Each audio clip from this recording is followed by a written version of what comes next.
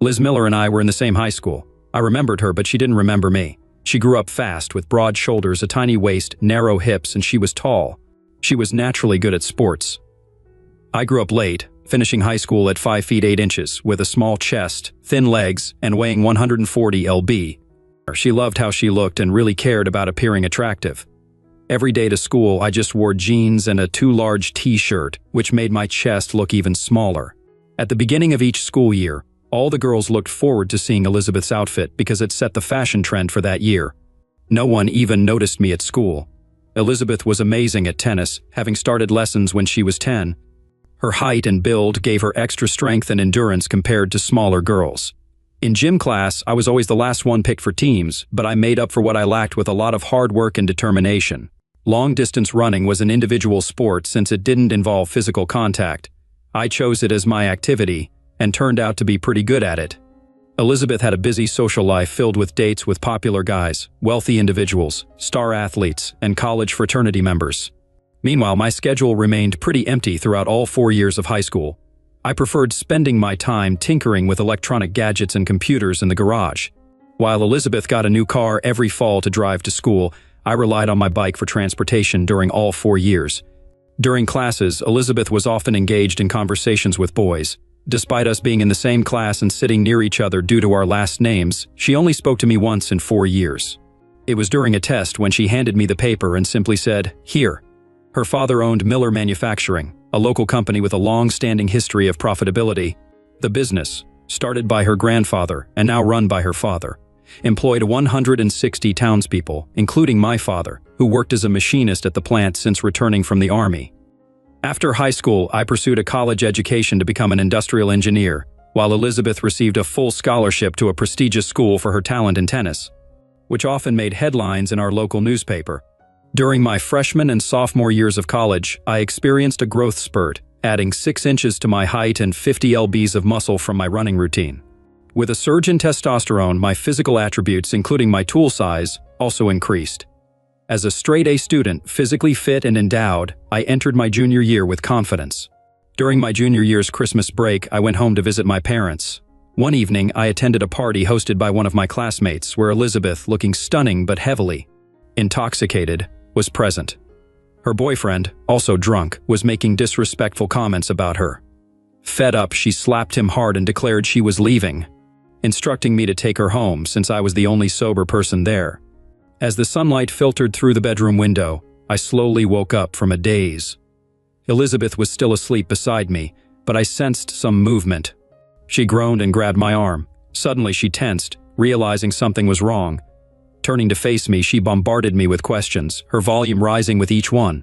She jumped out of bed, glaring at me fiercely, demanding to know who I was and why I was in her bed. Thinking quickly to prevent the situation from escalating, I stood up and faced her boldly, explaining that I was the one she asked to take her home while she was drunk. I recounted how I prevented her from getting into a car with someone who could have taken advantage of her, how I helped her when she was sick, and how I stayed with her to ensure her safety throughout the night. I emphasized that I did not take advantage of her in her vulnerable state. After laying out the events of the previous night, I understood her confusion given her lack of memory. Although her stance remained unchanged, her angry expression softened. She quietly admitted, "I must have really overdone it last night. I have some fragmented memories, but nothing coherent. Do I know you?" "You know me, but you don't remember me." "My name is Jeff Mullen, and we sat next to each other in most of our high school classes. I was the skinny guy in jeans and a t-shirt, total geek." Elizabeth remarked, "You've got to be kidding me. I do remember you, always getting better grades than me. I may have borrowed a few answers from you on some tests." I confessed honestly, I purposely made my tests visible to you. I was too shy to talk to you and hoped you might start a conversation because I couldn't bring myself to. We both chuckled at that, and the tension of waking up together eased. I suggested, "Now that you know I'm not a serial killer, can I make you some toast and black coffee to counteract the effects of last night's heavy drinking?" She smiled and replied, "Yes, please." As I headed to the kitchen, I glanced at Elizabeth in the mirror on the wall, noticing she was checking me out too, with a slight smile and nod. While the coffee brewed, I toasted some bread and spread butter and a generous amount of grape jelly on it for a quick energy boost. I found a small white apron on the kitchen counter and put it on. Balancing a plate and a coffee cup, I returned to the bedroom, eliciting a hearty laugh from Elizabeth. She found my attempt at modesty amusing. As I placed the coffee and plate on the nightstand, she remarked, "This toast is loaded with jelly. Could you bring me a napkin? I'm probably going to make a mess." I grinned and remarked, "No need for a napkin. Grape jelly is my absolute favorite. I can't get enough of it." With a smile still on my face, I headed back to the kitchen to grab my coffee. But when I returned, I found grape jelly scattered everywhere. She smiled sheepishly and admitted, "Oops, looks like I made a mess." I understood that some guys could be selfish, prioritizing their own pleasure over their partners, but that wasn't my style. Sure, I didn't mind, especially since I did a lot of long-distance running, which requires focus. After we showered together, we found a dry spot on the sheets and just relaxed, holding each other close. Curious, I asked her why she was staying at Carol's instead of with her parents. In a hushed tone, she replied, "It's complicated, family dynamics and all. I don't really get along well with my brothers." I quickly changed the subject, asking, "What's on your agenda for later today?" Her expression softened, and she answered, "I'll be running pre-Christmas errands in the morning, and I have a tennis match at 2 p.m. But there's a foot of snow outside." "How are you going to play tennis?" I inquired. "We have an indoor tennis court at the country club, Jeff," she clarified.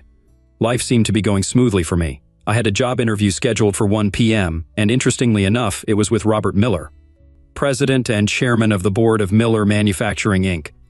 It was quite a coincidence, considering I had just spent the morning with his daughter, and I planned to spend more time with her that evening.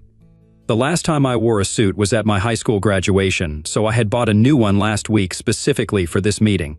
Regardless of what had happened between Elizabeth and me that morning, I felt both nervous and excited about the interview.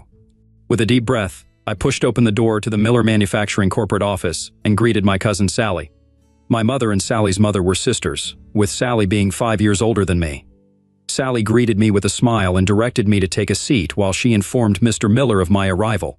Giving Sally a playful wink, I confidently entered an office adorned with wood paneling, likely sourced from a small oak forest. Mr. Miller rose to greet me, offering a firm handshake and motioning for me to sit in one of the plush chairs beneath portraits of himself and his father. Curious, Mr. Miller inquired about the purpose of our meeting. I explained, "I'm a junior at State University seeking a summer internship, and Miller Manufacturing is my top choice."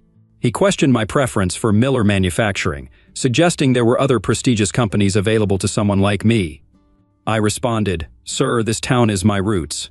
My family's been here for generations, and my father has been part of this company since returning from the Army.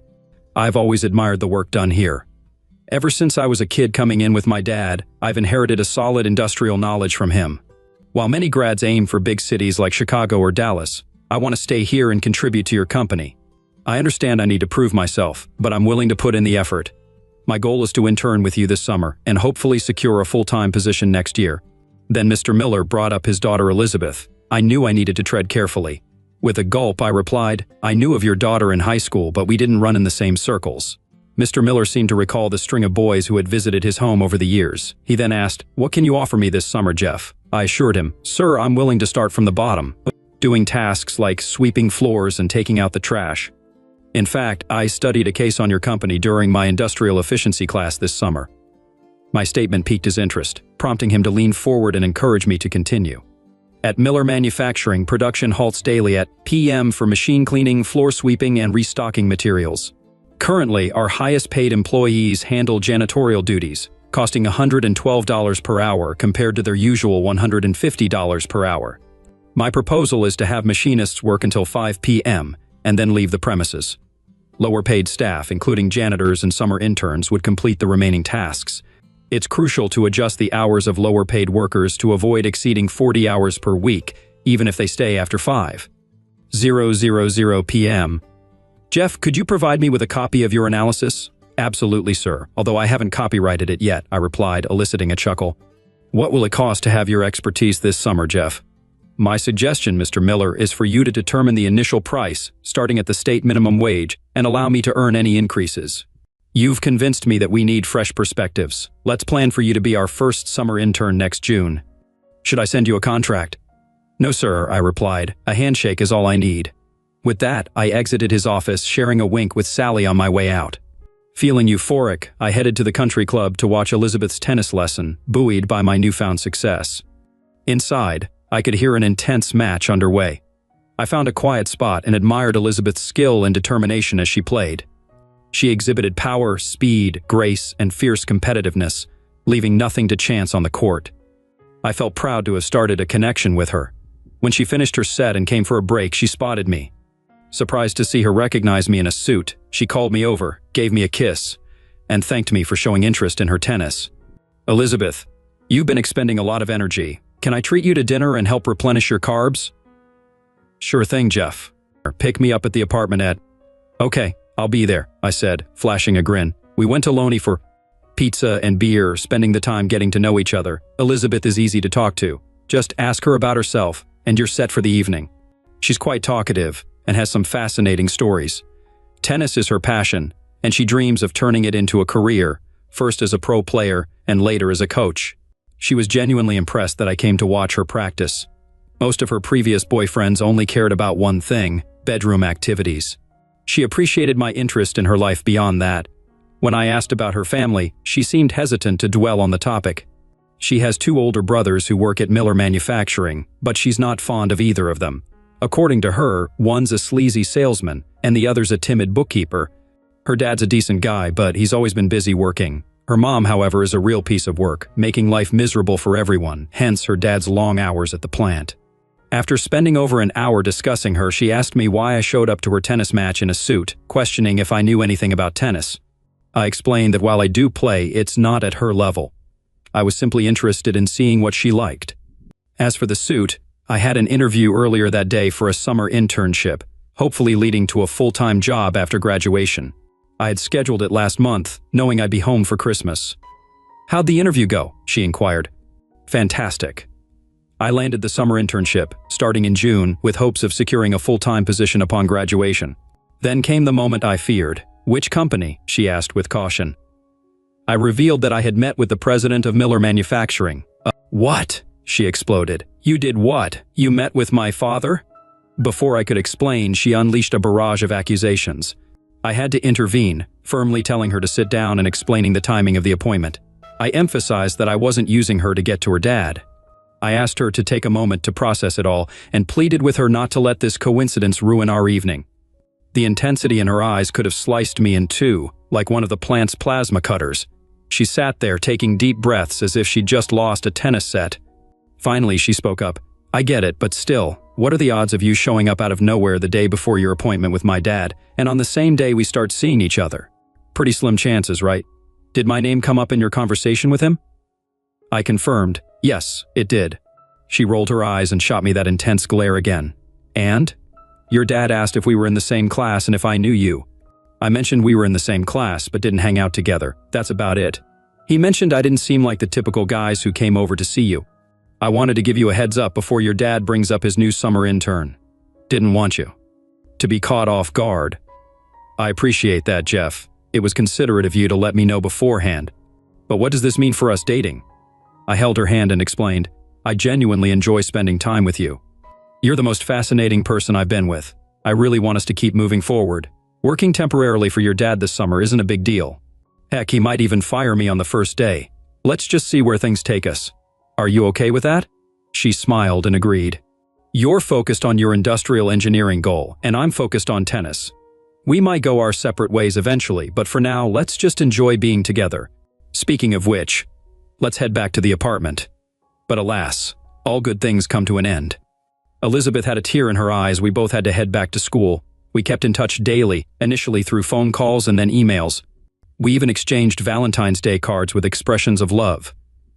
June 1st marked my first day at Miller Manufacturing as their summer intern, the company's very first one.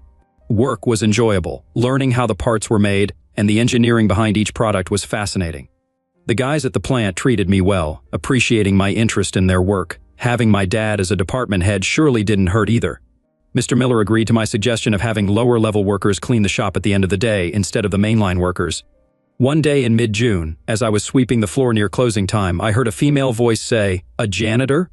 My boyfriend is a janitor? Oh my God, how embarrassing for me." I turned around to find a stunning Elizabeth in a colorful sundress, looking amazing. I moved to hug her, but she pushed me back, saying, "I don't hug dirty janitors. Maybe I'd hug a clean, bright young intern if he's willing to take me out to dinner." I replied, "I'll make sure a clean, bright intern meets you wherever and whenever you say." 6 p.m. at my parents' house. Let's see if he can find his way around the nicer part of town. If not, I'm leaving at 6:05, she said. I'll pass that along, I assured her. With that, she turned so fast that her dress flew up, showing off her tan, muscular legs. The guys in the shop laughed at the scene. I knew I wouldn't live this down.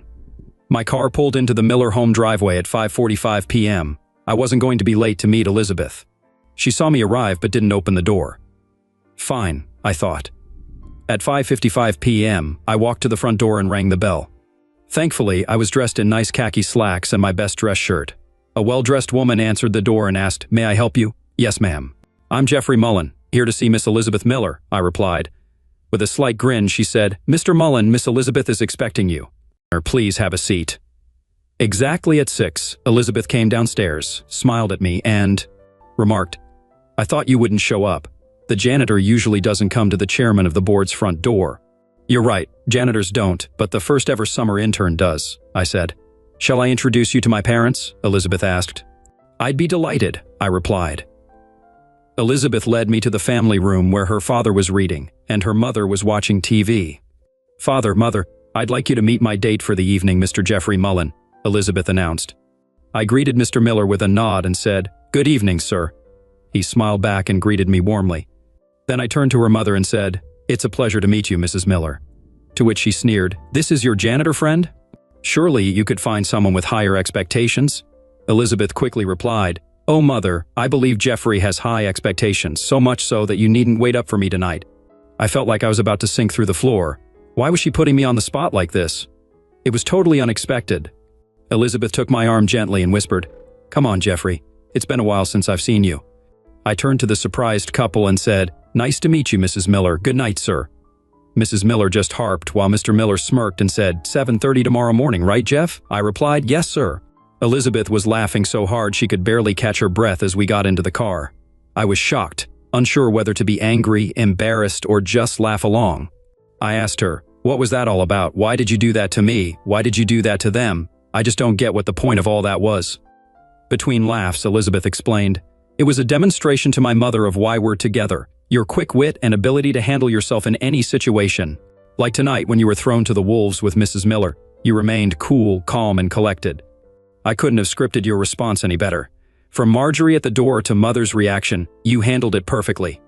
I'm glad that pleases you, Elizabeth. I enjoy our time together, whether it's in or out of bed, but I'm concerned about my job tomorrow. How will your father react to your bold antics? My job is important to me, just as your tennis is to you.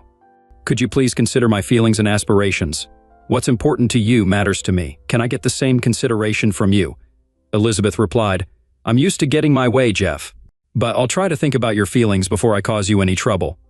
Changing the subject, I asked, "I haven't heard from you in a couple of weeks. What's been going on?" "Absence makes the heart grow fonder." "Does that answer your question?" she teased. "I've definitely missed you these past few months, Elizabeth." "I'm glad to hear that, Jeff. It makes me feel valued by you." Once we were seated at the town's best steakhouse, I proposed a toast to Elizabeth being in town and making it more beautiful. After a sip of red wine, I asked, "How long will you be in town and why did you stop by without contacting me?" "It was an unplanned trip.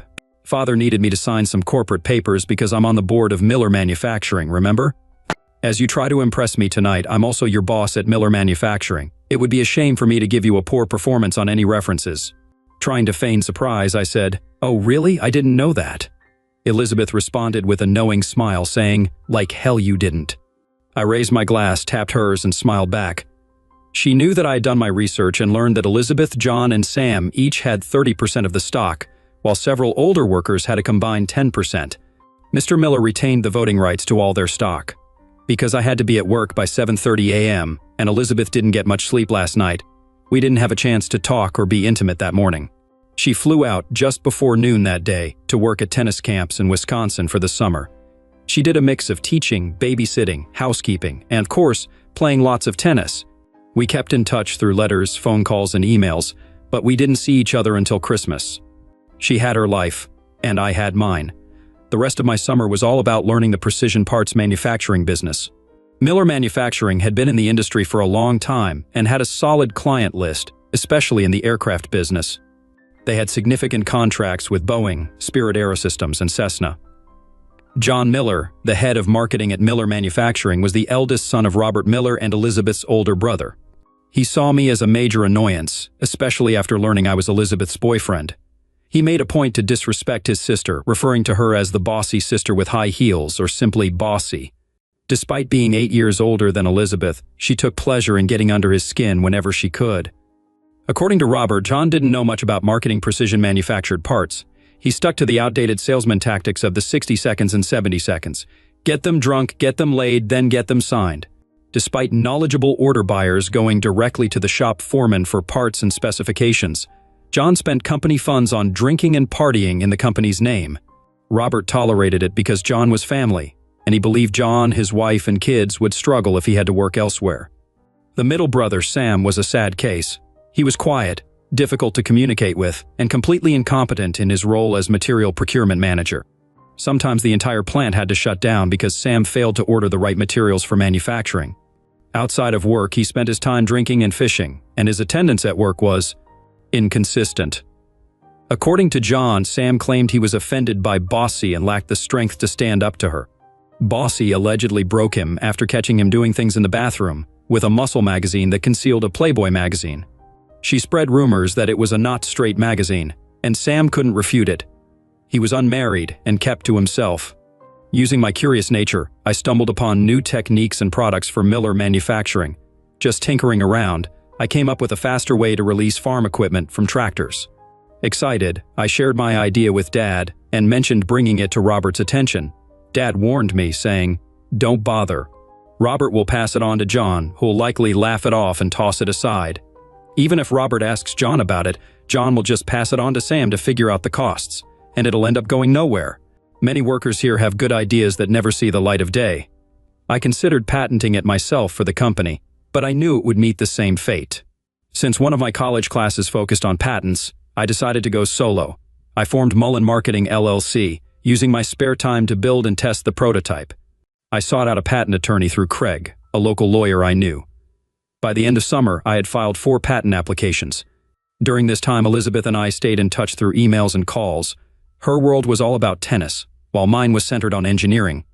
We managed to spend a night together during Christmas when Robert took the family on a trip to Naples, Florida. It was a sweet reunion, filled with intimacy, conversations about the future, and a rekindled spark between us. While preparing for my final college exams, my attorney called with news about my patents. "Would you take $250,000 for your quick release patent?" "Absolutely," I exclaimed. He explained that I could also negotiate for a $1 per unit royalty for 10 years, potentially earning more. He warned me to keep it quiet, knowing John Miller might try to interfere. He suggested depositing the money into Mullen Marketing discreetly. He also presented me with another opportunity, a foreclosed home the bank wanted to sell. Despite needing cosmetic work, it was structurally sound. With some of the patent money as a down payment, I became a homeowner. Robert Miller and I struck a deal for me to become a full-time employee at Miller Manufacturing as the chief engineering officer. While the salary wasn't as high as some of my classmates, I saw great potential for success in this position. Being young and driven, I put in a solid 45-hour work week and then focused on renovating my new home. There was no time for leisure activities like parties, golfing, or dating. I did my best to stay in touch with Elizabeth, but she was busy with her tennis tour, making it hard to reach her. One day, she unexpectedly dropped by while I was painting the living room. The house was in disarray with drop cloths everywhere. Her first words were, "What kind of mess are you making here?" I retorted, "I'm aiming for more of a love shack vibe than a mess." Her response was harsh, criticizing my taste and calling the place embarrassing. She suggested I hire someone to finish the remodeling quickly. I reminded her of my job responsibilities and the pressure from board members. I obliged her request to get a room at the Hyatt, and we enjoyed our time together that evening. Elizabeth had a habit of showing up unannounced between tennis tournaments during the summer. We'd spend time together before she disappeared again for weeks. Once, while doing laundry at my place, she accidentally spilled a package of protection from her suitcase. She brushed it off, saying, "Better safe than sorry." I wanted to be upset, but I knew we weren't committed, so I let it go. Sometimes I accompanied her to tournaments when it was convenient. During one of these trips, I noticed other guys approaching her, but she dismissed them. It seemed like if I weren't there, she'd be socializing more. Despite the distance, we kept our relationship going until the tennis tours ended. My job was going really well. I introduced several new procedures that made the plant run more smoothly and boosted profits. As I delved deeper into our products, I kept coming up with more ideas for patents. By the end of the first year, I had saved up quite a bit of money. This setup benefited Miller Manufacturing since I paid the standard labor rate for our staff working on my projects and paid full price for materials and supplies. When I marketed these patents, I made sure the initial manufacturing run was done at Miller Manufacturing. In fact, I was bringing in more new business than our marketing director. When Elizabeth visited next, my house was far from being a mess. She was stressed from the road and decided to leave her dad's medical plan. Needing more downtime without losing her winnings, she didn't want to stay with her parents. So I came up with an idea. I proposed marriage to her, suggesting that she could have health benefits, relax in a peaceful setting, and be with someone who cared about her. To my surprise, she accepted. Planning the wedding turned into chaos. Elizabeth and her mother clashed fiercely over the type of wedding they wanted. Her mother preferred a high society affair, while Elizabeth wanted a more casual event with tennis players and sorority sisters. During a meeting, they argued non-stop, ignoring my mother's suggestions. Mrs. Miller still referred to me as the janitor boy. In the end, we eloped to Las Vegas, and despite the drama, we were overjoyed. Life was great for a couple of years while Elizabeth continued her tennis tour. Although she wasn't earning much, she received generous dividends from her Miller Manufacturing stock. When I jokingly asked for a share, she threatened to have me fired or demoted back to janitor. A few months later, she called me in tears and shouting. I couldn't make out what she was saying. When I asked if I should come over, she said yes, so I hopped on a flight that same night. When I arrived at her hotel room, I found her with her right leg raised and an ice pack on it. It seemed like she might have either torn or stretched her ACL. We decided it was best to seek medical attention back home rather than on the road. Our doctor thought her ACL might be stretched, not torn, but an MRI was needed to confirm. During the prep for the MRI, the nurse asked if she could be pregnant. Elizabeth replied, "No, I'm on birth control." The nurse insisted on a pregnancy test for women of her age before the MRI. When Elizabeth came out of the bathroom, she looked pale. "This can't be right. I'm not pregnant. I can't be. I'm on birth control and we use protection." She stopped mid-sentence. What did she mean by we use protection when she's not with me? I needed to tread carefully here. The nurse tried another pregnancy test, but the results were the same. Elizabeth was devastated. "Please, not now, not me," she sobbed. I tried to reassure her that everything would be okay, especially since she would need almost a year to recover before she could return to competitive tennis. Despite her injury, Elizabeth found a job as the girls' high school tennis coach. While she couldn't play, she excelled in teaching the girls' tennis strategy beyond just hitting the ball back. Her team even won the state meet in their class. She used the school's athletic equipment to rehab and strengthen her knee. Saying that Elizabeth wasn't thrilled about being pregnant would be an understatement. As her belly grew, so did her complaints. She found fault with everything. Her breasts got larger, and when I asked if she planned to breastfeed, she scoffed, saying, "No way. These award-winning watermelons will just turn into empty sacks hanging down." Her delivery didn't go smoothly, and she was in labor for quite a while. I was there in the delivery room when the nurse announced, "You're the proud mother of 2 baby boys." In her medicine-induced haze, she asked, "Are they black? Are they black? They can't be black." "No, they're white," the nurse replied, a bit irritated. Once again, doubts about her fidelity arose, but there was no proof yet. While still in the hospital, she asked the doctor to perform a tubal ligation so she couldn't get pregnant again. I suggested it would be easier for me to get a vasectomy, but she insisted on having her tubes tied. It occurred to me that if I got a vasectomy, she could still get pregnant by someone else. Maybe her desire for sterilization wasn't about me, but about her own intentions. When we brought Cameron and Cody home, my mother and grandmother were there to help. Elizabeth lacked maternal skills, so she welcomed their assistance.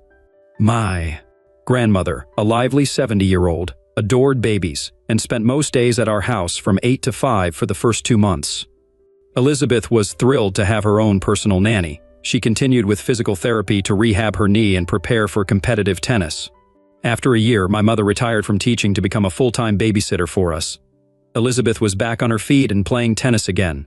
With her mobility restored, Elizabeth immersed herself in tennis matches, tournaments, clinics, and symposiums. After all, she was wealthy, unemployed, and had others to take care of her family duties. Considering my existing doubts about her fidelity, I hired a private investigator to track her car's location and record audio. They also hacked into her cell phone to monitor texts and emails. It was expensive, but so is a divorce. Her attitude didn't get any better. And she found fault with everything in our house, from the paint colors to the closet space. Nothing seemed to meet her standards. Even my family heirlooms were banished to storage, as if anything connected to me wasn't good enough for her home. I tried to pitch in with household chores, but I just ended up irritating her more. Every task, from folding towels to taking out the trash, was met with criticism and belittlement. No matter what I did, she couldn't be pleased. Once my mother left for the day, taking care of the boys became my only source of happiness at home. Living in a middle-class neighborhood wasn't to her liking. She felt superior to everyone there, especially with her generous dividends from Miller. She spent extravagantly, even joining the country club. While she lunched there daily, I worried about our neglected children.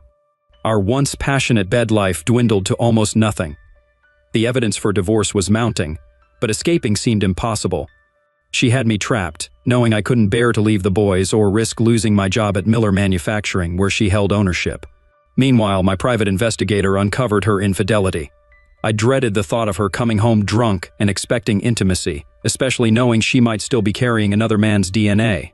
At my investigator's suggestion, I bought a discreet toy to gather evidence of her affairs. Instead of cleaning it after use, I sent it to a lab to check for DNA markers left behind by someone else. My unexpected solution came from the real estate market. She decided we needed to upgrade to a multi-million-dollar home in the country club area.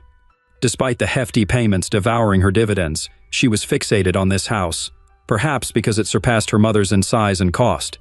Meanwhile, I was focused on acquiring pricey CNC machines through my LLC to lease to Miller. With Robert Miller gone, I practically ran the plant, with John mostly delegating responsibilities to me. I secured a new title as operational manager and negotiated a job description, giving me autonomy, including authority to make equipment purchases up to $500,000 without board approval. Mullen Machine would buy the machines and lease them to Miller, addressing our pressing need to stay competitive. Despite Mullen Machine's profitability, I still needed a loan for the equipment due to necessary plant improvements, reducing dividends. My banker revealed a roadblock. I couldn't secure the equipment loan if I was tied to the note for the new house. Likewise, she couldn't obtain a loan without demonstrating my income. Stuck in a deadlock, Craig proposed a postnuptial agreement. The postnup resembled a friendly divorce settlement, wherein I relinquished all financial claims to her personal assets, including her Miller Manufacturing stock. I wouldn't be on the mansion's deed or loan, but I'd pay her rent monthly, equivalent to half the house payment, plus insurance and taxes. Craig strategically structured it to imply lifelong payments mirroring a divorce settlement, yet in reality, it was temporary. This allowed me to expand Mullen Marketing LLC without hindrance. To her and her attorney, I seemed to possess only my modest LLC and personal belongings, making me appear financially inconsequential. However, unbeknownst to them, her company stock was depreciating, making it harder for her to meet financial obligations. She had inadvertently trapped herself in a financial bind, unaware of her dwindling assets. While arranging the postnup, I suspected her attorney might have been involved with her intimately or desired to be, hence letting her take the lead. She believed she knew it all and didn't require any guidance. With the asset split done, I turned my attention to John Miller's stock. He was drowning in debt from overspending on booze, drugs, fast cars, and women, living beyond his means. His wife, Sherry, sensing trouble, reached out to me for help in curbing his spending. She feared their marriage was on the brink, one misstep away from divorce. Despite John's dismissive attitude, I assured him of my support and care, even offering assistance in the future. A month later, John found himself in a dire situation, arrested for DUI with pills. Desperate, he needed $1 million to escape the clutches of his debts and potential danger in jail.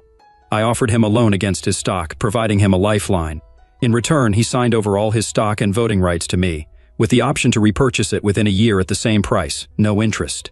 His gratitude was immense, but his new venture into professional gambling ensured he wouldn't reclaim his stock in time. The bank used my Miller Manufacturing and LLC stocks as collateral for the loan. Craig drafted the agreement and praised me for gaining control of John's stock. With 40% ownership, including employee shares, I was close to having the majority. Sam Miller started assigning me more procurement tasks. Seeing his distress, I asked him what was troubling him. Sam explained he couldn't handle the pressure anymore, maxed out on antidepressants and feared a stroke. Grateful for my help to his brother, he confided in me. I assured Sam I'd assist him however I could. I asked him about his long-term goals. Sam expressed his desire to live peacefully in his secluded home, spending his days fishing and hunting without any stress, expectations, or drama. I asked if he was interested in selling his Miller Manufacturing stock to me. No, Sam replied. I've tried, but nobody wants to buy it, especially with John and Elizabeth controlling the stock. They'll likely mistreat minority shareholders like they do me. If I sold, I'd have to worry about investing wisely for my future. Instead, could you pay me a monthly amount for life in exchange for my stock? I can do that, Sam. How much do you need each month? Jeff, $10,000 would suffice for me to live comfortably. I can manage that, Sam. Let me handle the paperwork and you can tidy up your office and resign. Thanks, Jeff. You're a great friend for helping me out. Craig was overjoyed when I mentioned the lifetime contract to pay Sam $10,000 million monthly. He nearly yelled, Sam would need almost 50 years to get the full stock value. Plus, Sam's not well, he won't live 10 years. True, Craig, but he'll enjoy those 10 years. With this setup, I now fully controlled Miller Manufacturing. Craig exclaimed, Congratulations. Thanks, Craig. Your legal skills in drafting these agreements are invaluable. Elizabeth doesn't control me or the boys anymore. It's time to turn the tables on her. Elizabeth didn't think much of my first house in town, even after I put in a lot of effort to fix it up. Instead of selling it, I kept it as a rental, but the last tenants moved out 5 months ago, which turned out to be fortunate for me and the boys. In early September, while Elizabeth was at the US Open tennis tournament in New York, I moved our personal items from the mansion back to our old home without any trouble. By evening, the boys and I were settled in. They stopped asking about Mommy because she was hardly around, and when she was, she frightened them. Despite trying to reach her at inconvenient times when she might be with someone else, I either got her voicemail or a brief dismissal with no return calls. Once all our stuff was out of the mansion, I left a note for Elizabeth informing her that I wouldn't be providing the September rent check since I had moved out. The next morning at the office, I had Sally send a 14-day notice to all stockholders for a meeting. We'd be discussing changes in stock ownership, leadership, and approving third-quarter dividends. Sally asked, There's a lot happening here that I don't know about. Can you fill me in just in case someone asks? I've got exciting news, Sally. I now own all of John and Sam's Miller Manufacturing stock and control 70% of the voting rights. Elizabeth only has 30%, so she's irrelevant now. Sally was thrilled and said, I've hated that witch since she was in high school. When Elizabeth got back from New York and read my note about leaving her house, she flipped out. She called me yelling, You've got to pay that rent. I need it for my payments. If you don't cough up, I'll boost my dividends to cover it and I'll make sure your paycheck takes the hit. You're messing up big time, messing with the company owner.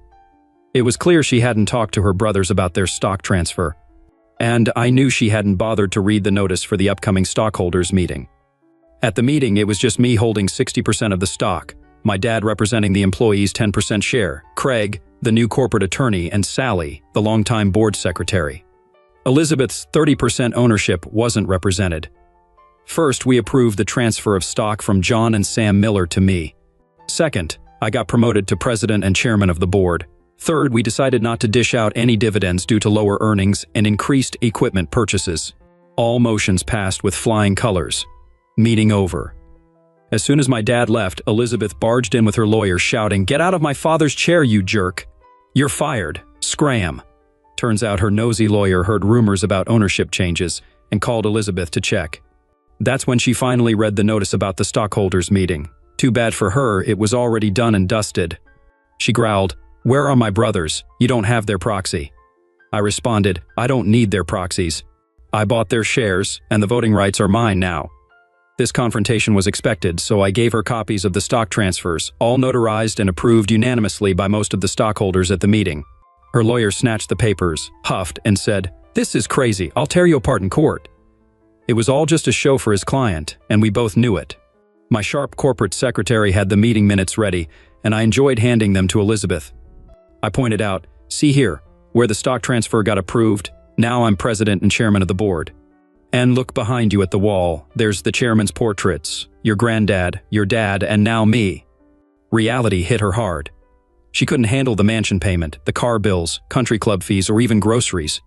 She never saved any of her dividends. Her stock was her savings, but no one would buy a 30% share with no dividends. Jeff, I'll have your favorite steak dinner brought over from the country club. Will you join me? Let's talk and figure this out. I hope we can avoid a divorce, especially with the kids to think about, she said. Sounds good. Let's say 6:30, I replied. It seemed she was really desperate now, bringing the boys into it after all the crap she put me through. The affairs she had without a care. I was eager for this conversation. At 6:29, the doorbell rang, and Elizabeth answered the door, looking all dolled up. Her makeup and hair were flawless, and she wore a silk dress that showed off her figure. Jeffrey, you didn't need to ring the doorbell. This is your home," she said. "I was just worried I might be interrupting something," I replied. "Oh, no interruption at all, Jeff. How about a glass of wine?" she offered. "Yes, please," I accepted politely. She got right down to business, saying, "You didn't exactly exceed my expectations at Miller Manufacturing, but you fast-tracked things by about 20 years. How did you manage to get my useless brothers to sell their stock to you? It was a stroke of genius. Now we control the whole company, just you and me. I've got some champagne chilling for a toast after dinner to celebrate this brilliant achievement. Elizabeth, it took a lot of hard work and being in the right place at the right time to pull it off. With you gone so much, I had plenty of time to focus. But just so we're clear, the reason the boys and I moved out is because I'm filing for divorce later this week. This won't be a shared company anymore. I have the majority stock, and my decisions will be final. You can keep your stock and be on the board if you want, but we won't be paying out dividends for at least a year," I explained. "You can't do that, Jeff. That's my only income. How will I survive?" "How could you do this to your loving wife?" she protested. "My dear, you've been quite loving, though not to me," I responded. "Jeff, I may hang out with some guys, but I've stayed faithful to you." "Just ask anyone in town," Elizabeth claimed. "Elizabeth, for the past year, I've had a private investigator tailing you at all your tennis events. You've got quite a following. His folder is filled with loads of photos and videos that prove your statement is false," I countered. Her face went pale. She needed a new angle. "If you're divorcing me, Jeff, you'll have to cough up alimony and child support. Staying married to me would be cheaper for you," she argued with satisfaction. I replied, "Remember our post-nuptial agreement? Your lawyer made sure I wouldn't get a slice of your assets in case of divorce. You were shielding yourself from me, and now that shield protects me too. So, no alimony. With your Miller Manufacturing stock valued at $6 million, the judge won't order alimony." She grinned, thinking she had a plan. "Perfect. Just pay me the $6 million and I'll be on my way." I grinned back. "Sorry, babe. I don't need your stock to run the show. My 70% already beats your 30%. Your stock is practically worthless now. No dividends for you either. I'll vote myself a fat bonus if I need cash. The employees will get hefty bonuses before you see a dime. I'll turn this place into a top-notch modern manufacturing hub, using the profits. And to get you out of my hair, I'll buy your stock for 100 grand. That's about what a minority stake in this company is worth." I continued, "You won't get any child support since the boys live with me. They're scared of you. I've been keeping track of the nights you've spent here. How can you be there for the boys when you're out of town most of the year? Plus, the PI has evidence of your cheating, photos and videos, and I've got DNA records from the man's material you brought home from your affairs. Once, there were samples from 3 different guys. You're a danger to the household, spreading STDs. The PI has names and can bring men to court to testify. You're promiscuous. You won't get custody of the boys. Do you really want all that dirty laundry aired in court? I won't let you smear the Miller name. Why are you doing this to me, Jeff? I've loved you for years. Why?" she pleaded. "Why?" I shot back. "You slept with countless men after we got married. You disappeared for weeks without a word. You only cared about yourself. The boys and I meant nothing to you. Now you mean nothing to us. Goodbye, Elizabeth." I walked out the door, free and happy, a content father. Elizabeth couldn't make the next house or Mercedes payment. She tried selling the house, but it'll take months to sell unless she slashes the price. She doesn't have much equity in it. People who served her said she packed her bags and left town. The house is heading to foreclosure, and her car is getting repossessed. Meanwhile, I'm in control of a profitable company with $20 million in capital, and I'll never have to deal with her again. My PI made contacts in the tennis world while tailing Elizabeth. Word is she's in Vegas, playing tennis without clothes. She and other women play, sometimes against paying customers. With her looks, she's the star of this live XXX tennis show, a big hit in Vegas. Next, it's dancing at a sleazy club or working at a Vegas brothel once her tennis days are over.